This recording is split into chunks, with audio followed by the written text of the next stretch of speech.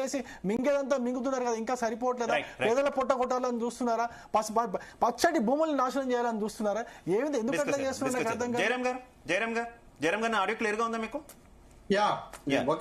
జయరామ్ గారు, హైదరాబాద్ నలువైపులా 4 ఇండస్ట్రియల్ పార్కులు మేము ఏర్పాటు చేయబోతున్నాం అంటూ కూడా కాంగ్రెస్ సర్కార్ చెప్తున్నటువంటి పరిస్థితి. అందులో ఒకటి పరిగి ఇండస్ట్రియల్ పార్క్. అయితే ప్రజల నుంచి వ్యతిరేకత వస్తుంది, రైతుల నుంచి వ్యతిరేకత వస్తుంది, మాకు ఇక్కడ వద్దు అని వాళ్ళు చెప్తున్నారు.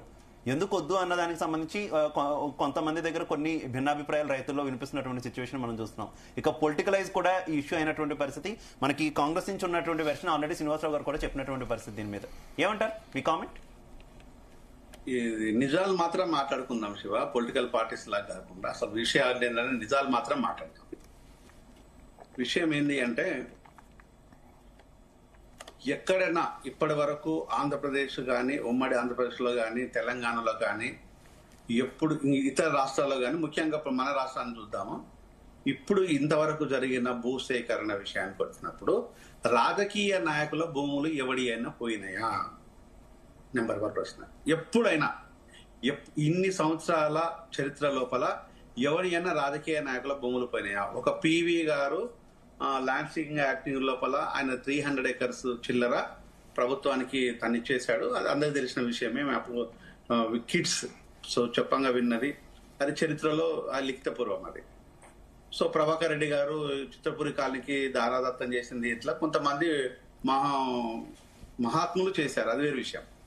ఇప్పటి వరకు భూసేకరణ లోపల ఎవరిదన్నా రాజకీయ నాయకుడిది, వాడు ఏ పార్టీ అన్నా కానీ కనుక ఎవడి అన్నా పోయినాయా అంటే ఏ ఒక్కడిది పోలేదు.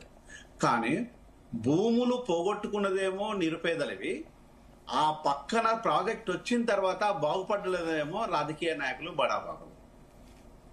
మీరు ఏ ప్రాజెక్ట్ వచ్చినా కూడా భూములు పోగొట్టుకున్న వాళ్ళంతా నిరుపేదలే ఉంటారు. ఇంతకుముందు మిత్రులు మాట్లాడినట్టుగా భూములు పోగొట్టుకోవడాలు, ఇవ్వటాలు, చేయటాలు అన్నీ సహజంగా ఎస్సీ, ఎస్టీ, బీసీ మైనార్టీలు ఉంటుంది. ఇంకా చెప్పాలంటే కులాలను పక్కన పెడితే నిరుపేదలే ఉంటాయి వాళ్ళు. కానీ వీళ్ళు పోయిన ఆ ప్రాజెక్ట్ వచ్చిన తర్వాత బాగుపడ్డది మాత్రం బడా బాబులై ఉంటాయి. ఈ హైటెక్ సిటీనే తీసుకో, భూములు మీరు సేకరించిన తర్వాత పోగొట్టుకున్న లేదేమో అక్కడ ప్యూర్ ఎస్సీల భూములు, ఎస్టీల భూములే పోయినాయి. దాని తర్వాత బాగుపడ్డదంతా కమ్మకులం వాళ్ళు వచ్చేసి కబ్జా పెట్టేసిండ్రు, వాళ్ళు బాగుపడ్డారు. ఇలా నాకేం బాధ లేదు, భయం లేదు, ఇబ్బంది అంతకంటే లేదు. ఒక కులం మాత్రమే అక్కడ బాగుపడ్డది. మరి ఎట్లా బాగుపడ్డది? ఇలా చరిత్ర చూసినట్టు అయితే మీరు మనకు తెలంగాణ రాకముందుకు, తెలంగాణ వచ్చిన తర్వాత ఈ సహజంగా జరుగుతున్నది. ఇది ఒక ప్రశ్న, ఇది $1 మిలియన్ ప్రశ్నగానే ఉంటుంది. నెక్స్ట్ వచ్చేసి నేను ఇండస్ట్రియల్ కారిడార్ని స్వాగతిస్తాను. కానీ ఏ పద్ధతిలో స్వాగతిస్తాం మనము? నిజంగా కనుక అక్కడ కంపెనీలు వస్తే ఆ లోకల్ పీపుల్కు 70% ఉద్యోగాలు రావాలి, చెయ్యాలి, రాజ్యాంగబద్ధంగా చట్టబద్ధంగా దానికి ఉండేది తీసుకోవాలి. అక్కడ వరకు బాగానే ఉంది. కానీ ఇక్కడ ఉన్న ఇండస్ట్రియల్ కారిడార్ భూములు ఇప్పుడు ఎవరు కొలగొట్టిండ్రు?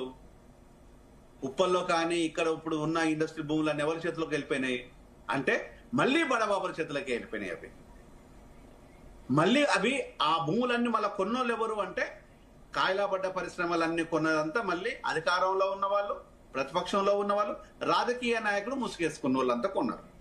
దాని వెనకాల దాని హిస్టరీ తీయండి, దాని వెనకాల ఎవడెవరి చేతిలో భూములు ఉన్నాయో ఒక్కసారి ఆ లిస్ట్ పెట్టండి. మీకు దమ్ముంటే అది అడగండి. బీఆర్ఎస్ పార్టీ, బీజేపీ అడగాల్సిందే, ఆ లిస్టును అడగండి. మీకు దమ్ము లేదు, మీరు అడగరు. వాళ్ళకి పెట్టే దమ్ము లేదు, వాళ్ళు చెప్పరు. ఆ భూములు ఉన్నాయి కదా, మరి అవి ఎవరి చేతిలో ఉన్నాయి ఒకసారి అడగండి. అంటే అదే ఆ విధంగా నాశనం అయిపోయింది. ఇప్పుడు పేదల భూములను ఈ రకంగా కొల్లగొడుతూ ఉన్నారు. అంటే ఎటొచ్చి కూడా ఉన్నత వర్గాలకు కానీ, రాజకీయ అండదండలు ఉన్న వ్యక్తులు కానీ, పైసలు ఉన్నోడు మాత్రమే ఈరోజు భూమి మీద బతుకుతున్నారు. అదే చిన్న చిత్తగా పనిచేసుకున్న నిరుపేదలు భూములు ఉంటే వాడిని లాక్కుంటున్నారు. ఇక ఇందిరమ్మ వచ్చి భూములు దారాదత్తం చేసింది, దానం చేసింది అంటే సరే, నేను కూడా దాన్ని యాక్సెప్ట్ చేస్తాను. ఆమె ఇప్పుడు ఉన్న ప్రభుత్వం కంటే కూడా అప్పటి కాంగ్రెస్ కొంత ప్రజల మీద కొంత కాన్సెప్ట్ కన్సెంట్ ఉండేది, ఒక కాన్సెప్ట్ ఉండేది. ఒక కన్సెంట్ తోని ఎస్సీలకు కానీ, ఎస్టీలకు కానీ, బీసీలకు కానీ, ఇతర కులాలకు కొంత భూములు ఇచ్చిండ్రు. ఎందుకంటే బ్రతకడం కోసం, బతుకు తెరువు కోసం. కానీ ఆ భూములను ఇదే ఎస్సీల, బీసీల చేతిలో ఉంటేనేమో అవి వచ్చి ఇనాం ల్యాండ్స్, రాత్రికి రాత్రే ఎవడో ఒకడు అధికారంలో ఉంటాడో వాడి పేరు పోతే పట్టా ల్యాండ్ అవుతుంది. ఇట్లాంటివి నేను కొన్ని వందల అడ్రస్లు చెప్తాను. ఓకే, వందల అడ్రస్లు, ఒక్కటి కాదు రెండు కాదు. దానికోసము భారతీయ జనతా పార్టీకి మాట్లాడడానికి నోరు పడిపోతుంది, బీఆర్ఎస్ మాట్లాడడానికి నోరు పడిపోతుంది. మేము మాట్లాడతామన్నా, మాకేం నోరు పడదు, మాత్రం లేనే లేదు. జయరామన్న మేము మాట్లాడతామే, కాంగ్రెస్ తో మాట్లాడతాం. ఇన్ని రకాలుగా భూదందాలు చేసి ఈ రోజు భూమి మీద ఎన్ని రకాలుగా ఉంటుందో చేయడానికి గల కారణాలు ఏంటంటే, భూమి ఎక్కడ ఉంటే అధికారం అక్కడ ఉంది, భూమి ఉన్నోడి చేతిలోనే అధికారం ఉంటది కాబట్టి. కానీ మరి రేవంత్ రెడ్డి ల్యాండ్ వచ్చేసి ఈ కడతాలు దాటిన తర్వాత ఆమనగల్లో 1000 ఎకరాల ల్యాండ్ ఉన్నది, హరీష్ రావుకు ల్యాండ్ ఉన్నది, కేసీఆర్ కు ల్యాండ్ ఉన్నది, ప్లస్ పొంగులేటి శ్రీనివాస్ రెడ్డికి ల్యాండ్ ఉంది, బట్టి విక్రమార్క ల్యాండ్ ఉంది. వీళ్ళ ల్యాండ్లలో పెట్టడానికి మీకు దమ్ముంటే, ప్రజల మీద నిజంగా మీకు కన్సెంట్ ఉంటే, ఇప్పటి వరకు రాష్ట్రాన్ని కొల్లగొట్టిన నాయకులు ఎవరైతే ఉన్నారో వాళ్ళ భూములు వాళ్ళ బినామీ పేర్ల మీద ఉన్న భూములలో ఇవే కంపెనీలు పెట్టండి, వచ్చిన ఆ డబ్బులు మీరే తీసుకోండి, అవ్వండి. అది ఎందుకు మీరు మాట్లాడరు? అంటే ఇదంతా ఒక డ్రామా. బీజేపీ, బీఆర్ఎస్, కాంగ్రెస్ కలిసి ఆడుతున్న డ్రామే తప్ప ఈరోజు ప్రజలకు ఎలాంటి విషయాల లోపల ఇది బెనిఫిట్ లేదు. ఈ రోజు మోసం చేస్తున్న కాంగ్రెస్ ను నిజంగా నిలదీసే దమ్ము కనుక హరీష్ కానీ మన